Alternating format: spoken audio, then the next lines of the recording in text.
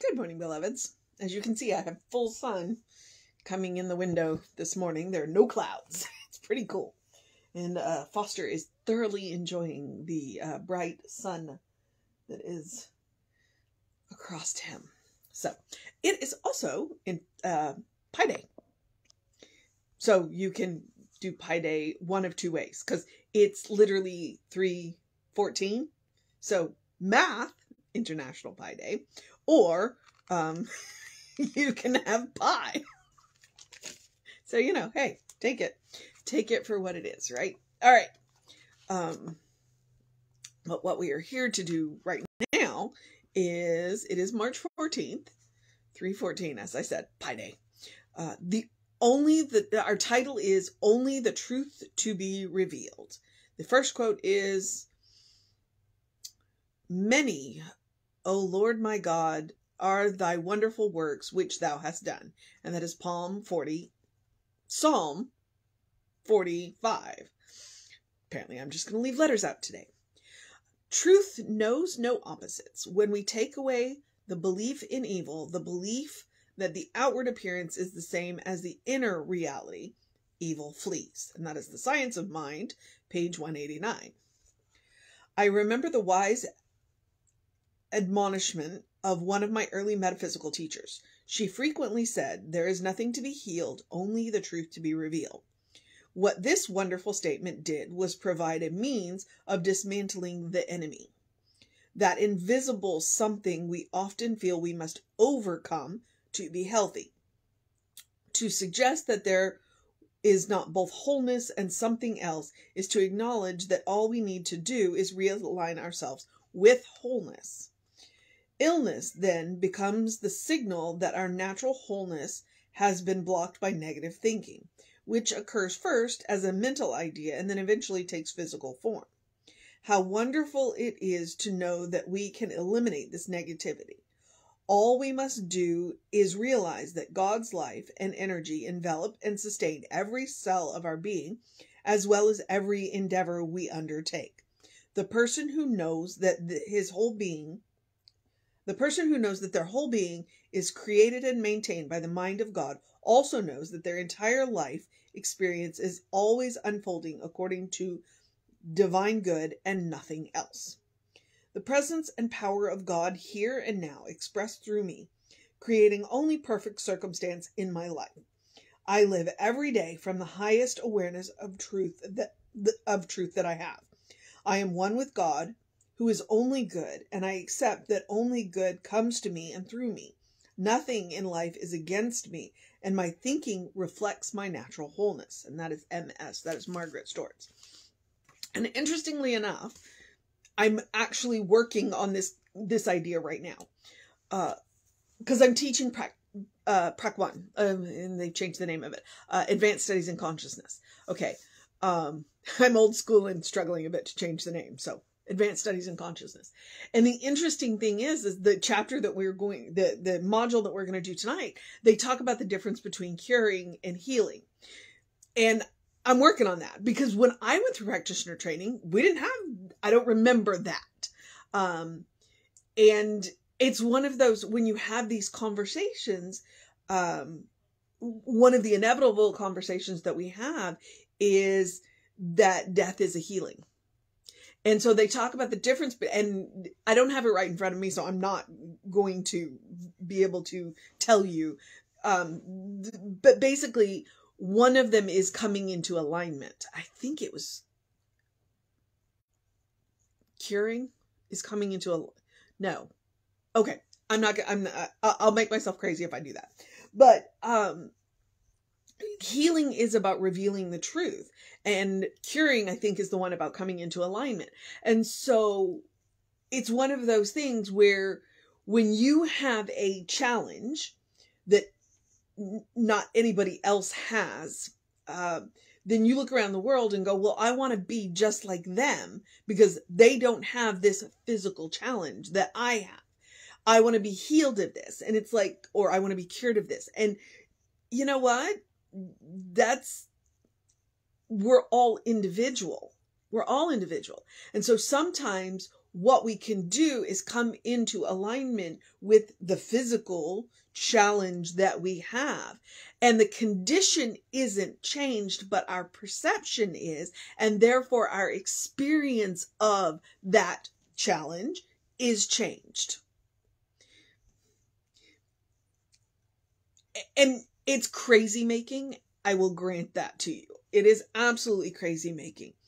But there are people walking around with all kinds of challenges, and they are living their best life because they've come into alignment with this, and I'm going to use air quotes, challenge.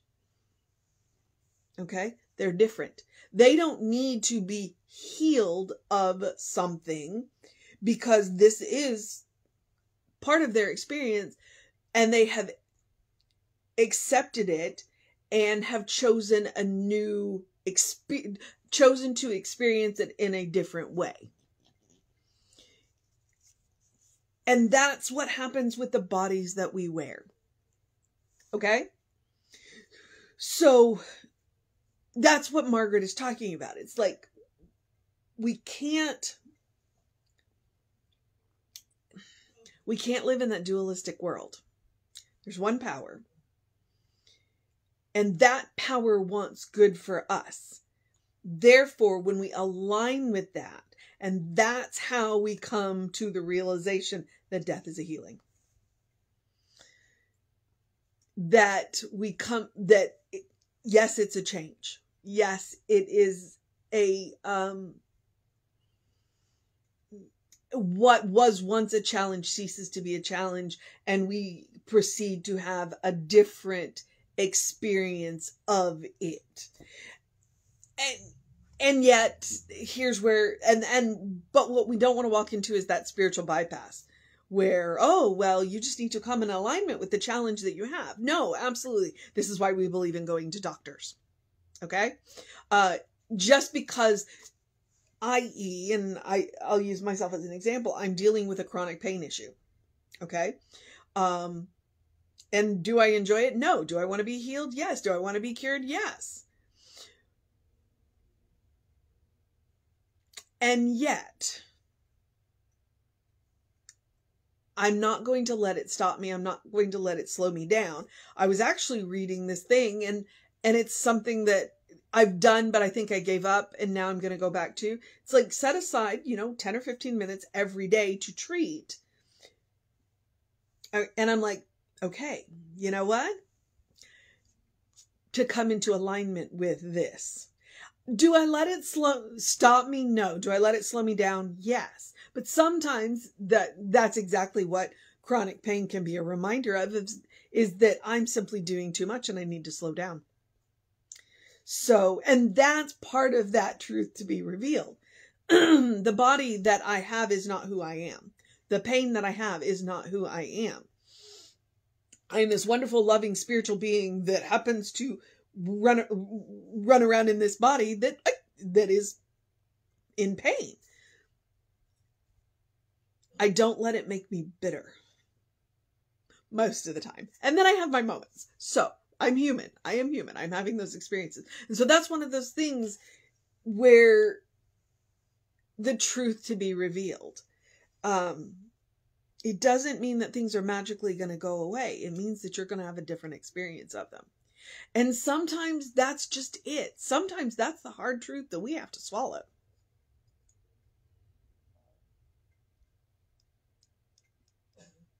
Yep. And sometimes I'm warm and comforting, and sometimes I'm like, you know what?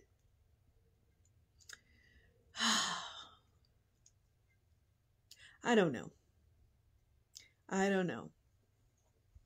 All right. Margaret, let me make sure I have not done you a disservice. There is nothing to be healed, only truth to be revealed.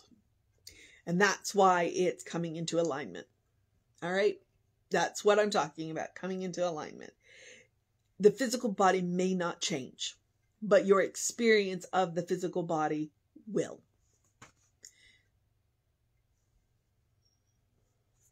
All right. What this wonderful statement did was provide a means of dismantling the enemy.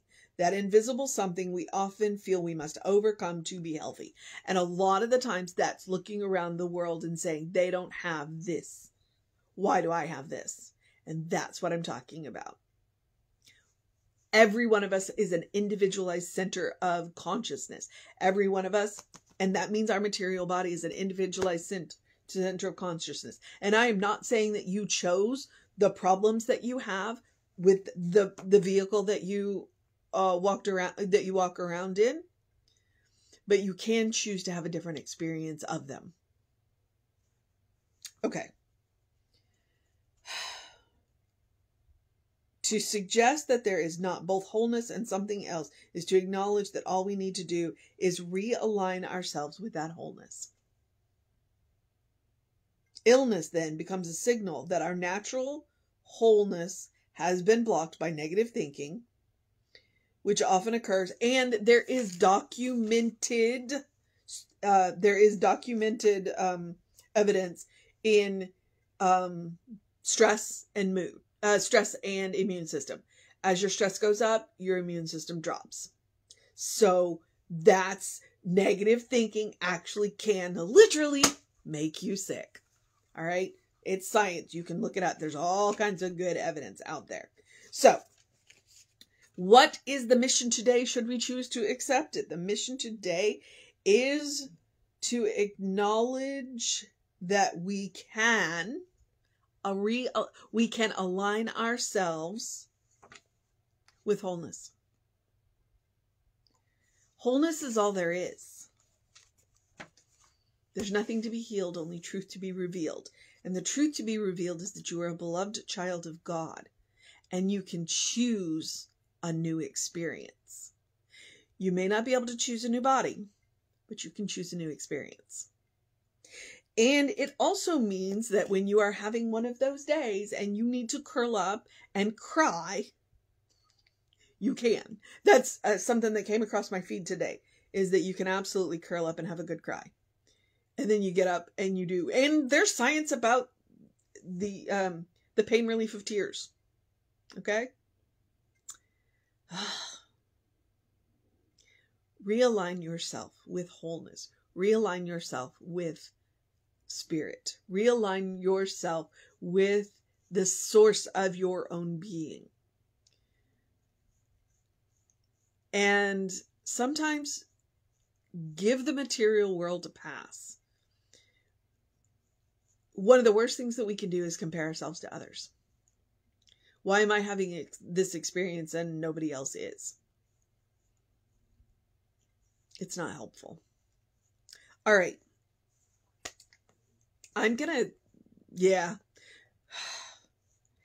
Clearly I've got stuff going on too. So, just because you become a minister, just because you have years of experience, it doesn't mean you don't have days that make you get up and go, you know what? I'm going to reevaluate what's going on in my life. All right. And I'm not saying that my life is bad. It is very good. So, we are all spiritual beings having a human experience. All of us. Okay. All right. Moving forward. Which is why I encourage the spiritual practice, and it is a spiritual practice, of doing something loving for yourself, doing something kind for yourself, doing something compassionate for yourself. Whatever that looks like. It can look like taking a deep breath. It can look like taking a nap. It can look like taking a walk. It can also look like a good cry. It can look like grabbing a pillow and screaming into a pillow because you just need to let it out. All right? All of that counts. Sometimes we let it build up too much. Love, kindness, and compassion. Practice it on yourself. You are your own best test subject, but more importantly than that, you deserve your own love. You deserve your own kindness. You deserve your own compassion. It is also about building a well-worn, well-tread path to the source of your own being, which is the source of infinite love, infinite kindness, infinite compassion. Let me make that clear. Absolutely, this is about self-care. Absolutely, this is about self-care. I believe in self-care. When I was in ministerial school, that is one of the things they pounded into our head. You cannot pour from an empty cup. Take care of yourself. I'm also going to remind you, love, kindness, and compassion is about making room for joy. Joy is a quality of God. You deserve joy. No matter what is going on in your life, you deserve joy. Your life is a special occasion. Please treat it as such, which is why I say I absolutely advocate eating dessert first. Okay? Don't save the good stuff. We may pass this way but once. None of us know. Celebrate when you can. All right? Love when you can. Moving on. I do encourage you to do something to engage your mind and body. I do encourage you to get that early in your day bright light. It's called a circadian rhythm. It will help to reset that natural hormone balance. You'll have more energy during the day. You'll sleep better at night. It's science. You can look it up. I've quoted that a couple of times today. I do encourage you to drink plenty of water. Hydration is super important. Your brain will work better and your skin looks better when you're well hydrated. So, and then in the words of Ernest Holmes, open the windows of your soul. Allow the breath of heaven to remind you that you do live in heaven right here, right now, because it's a state of mind. If everything around us is God, then we live in heaven. It is up to us to open our minds and our hearts and see that. And the cool thing is that once you do it once, you can do it again. It is a replicatable experience. And then heaven ceases to be a place and can become any place. And when we are struggling, that's the best time to open the windows of our soul, to be vulnerable with people that love and care about us. And they will let us know. They will hold us in the arms of spirit when we struggle to hold ourselves. All right? It's important. So, and you can always take Emma's advice, look for the good and praise it. Especially when things are messy and hard. That's the best time. And that's the time that I advocate looking for the little goods, because the little goods add up to landslides. Sometimes if we get too focused on the big good, look for the little goods. All right? They will absolutely add up to the landslide. So, all right. I think I'm at the social media where I remind you we are Creative Life Spiritual Center, Creative Life Spark. I'm the running Rev Ryan on the social medias that I am on. Please feel free to go like, share, subscribe, do all that stuff. There's good content. There's great content. We try, and the social medias are in this separation thing, so it slows me down a little bit, but I try and pass on great content when I find it. Okay. Yep. Email info@creativelife.org if you want to know what's going on with the center. It's a constant contact email. He definitely does at least one a week. And sometimes if other stuff is happening, more. And that way you can, one, you'll know what's going on at the center. Two, the hot links are hot. It'll take you right to where you want to know, right to the information you want. It'll either take you, like with our soul sessions, it'll take you right to the YouTube playlist. And if you go to our website, creativelife.org, at Sunday Talks, that will also take you to our YouTube channel now. So, which is really cool. We're very excited about that little thing on the website. So, all right, I think I'm at the part where I get to encourage you to have a great day, a wondrous day, a fantastic day, a magical day, an enchanted day, a wonder-filled day, an amazing day, an awesome day. A Tuesday? A good day. And if that is too much pressure, simply have a day.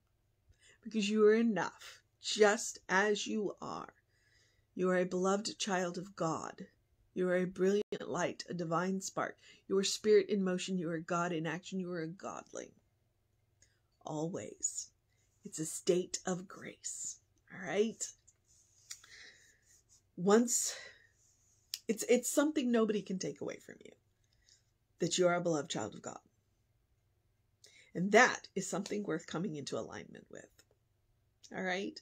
When you realize that the relationship between you and God does not need to be healed, you just need to come into alignment with it. It's pretty cool.